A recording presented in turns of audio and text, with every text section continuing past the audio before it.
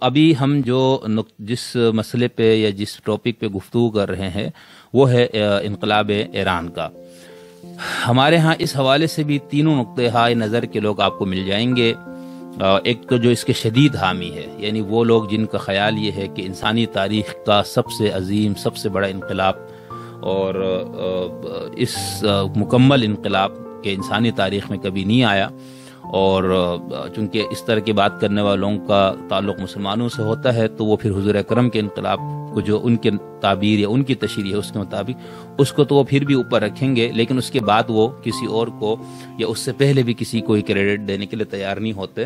تو بہت شدید حامی لوگ، اور خاص طور پر اس وقت دنیا میں مسلمانوں کے اندر، اور پھر خاص طور پر عرب، یہ پاکستان اور ایران وغیرہ اور اس طرح کی جگہوں پہ جو لوگ اس پہ کام کر رہے ہیں یا جنہوں نے ابھی کام کیا، تو اس میں آپ کو بہت سارے لوگ ایسے نظر آئیں گے جو شدید حامی ہے۔ ان کی پوری کوشش ہوتی ہے کہ وہ اس پورے انقلاب کو ایک مخصوص طبقہ یا کسی مخصوص شخص کے کھاتے میں ڈالے، اور یہ کہے کہ بس یہ انہی مخصوص اس شخص یا اس گروہ کی وجہ سے یہ سب کچھ ہوا ہے، اور اس کے پیچھے اس کے کوئی اور اسباب اور محرکات نہیں ہے۔ اور پھر جس چیز کے لیے وہ سمجھتے ہیں کہ اس کے بعد جو اسلامی نظام ایک نافذ کیا گیا یا ایک فقیہ کی ولایت کو وہاں پر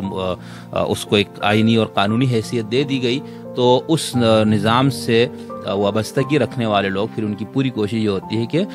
اس طرح سے اس کو پیش کیا جائے۔ شدید مخالفین بھی ہے، وہ اس کے اندر ان کی کوشش یہ ہوتی ہے کہ یہ جو انقلاب آیا ہے اور جو اس انقلاب کو جو رنگ بعد میں دے دیا گیا جو اس رنگ کے خلاف ہے، تو ان کے اندر بھی آپ کو یہ نظر آئے گا کہ وہ اس میں تھوڑا سا ایک مطلب اس میں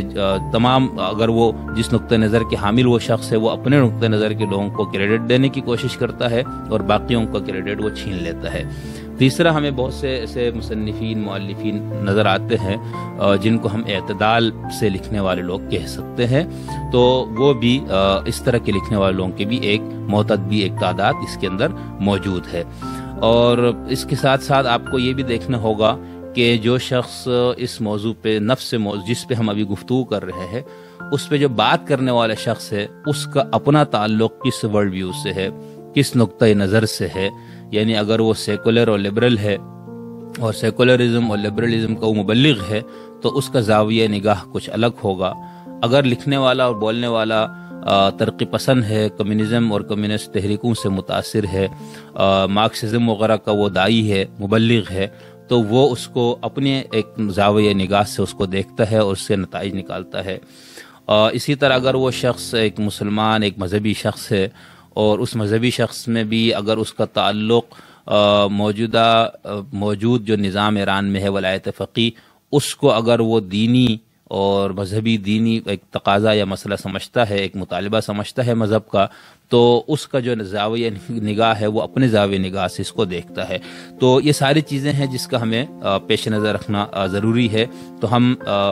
جیسے میں نے آپ کو بتایا کہ اس موضوع پہ جس پہ ہم ابھی گفتگو کر رہے ہیں، آپ کو تینوں طرح کے لوگ ملیں گے، سیکولر اور لبرل لوگ بھی مل جائیں گے،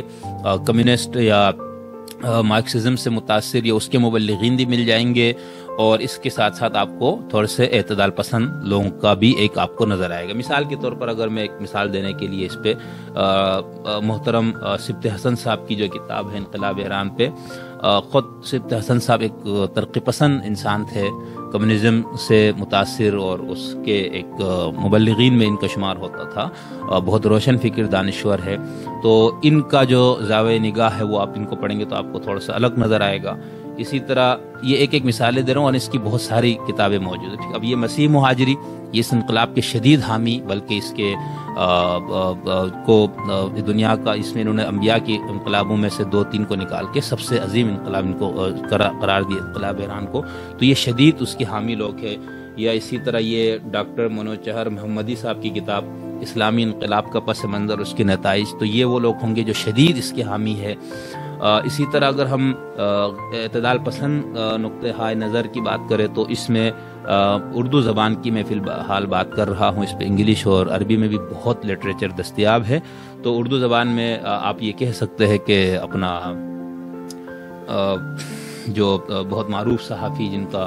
بہت بڑا نام ہے، ارشاد احمد حقانی صاحب، ان کی 2 کتابیں اس پہ ہے، ایک تو انقلاب ایران پہ اور ایک سفر نامہ پہ ہے۔ اسی طرح صلاح الدین صاحب تکبیر والے، تو یہ وہ لوگ ہیں جس میں ہمیں کچھ حد تک اعتدال نظر آتا ہے، اگرچہ یہ دونوں وہ ہے جو ورلڈ ویو کے اعتبار سے اس طرح کے انقلابات یا اسلامی نظام اور نظریے کے بہت شدید حامی ہے، تو اس کے باوجود نظر ایسا آتا ہے کہ انہوں نے تنقید بھی کی جہاں ان کو ضرورت محسوس ہوئی، اور جہاں تحسین کی ضرورت تھی وہاں پر انہوں نے تحسین کی، لیکن ہم 100% اعتدال معتدل اس کو ہم نہیں، اگر ایک سیکولر اور لبرل شخص ہے تو وہ یہ کہیں گے،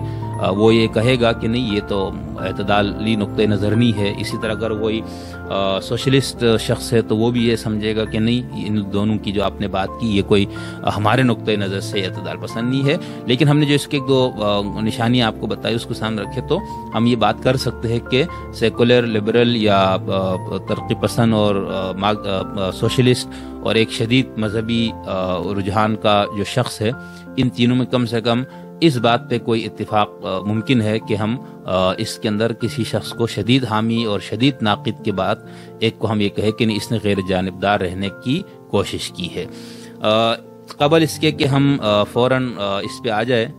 اس انقلاب کے اوپر کہ یہ کس طرح سے اس کا وہ ہوا اور اس کے اصل کریڈٹ اس کو کس کو جانا چاہیے اور کس کو نہیں، ہم تھوڑی سی یہ بات کرنے کی کوشش کریں گے کہ اس حوالے سے تھوڑا سا اس کا جو پس منظر ہے، ظاہر سی بات یہ پوری تاریخ ہمیں دیکھنی ہوگی، تو ہم آخری قاجاری اور اس کے بعد 2 جو پہلوی حکمران یا شہنشاہ گزرے ہیں اس دور کو تھوڑا سا ٹچ کر کے تھوڑا سا اس سے گزرنے کی ہم کوشش کرتے ہیں، اور اس سے گزر کے پھر ہم آگے چلتے ہیں۔ میں نے آپ کو ابتدائی اس میں یہ بتایا کہ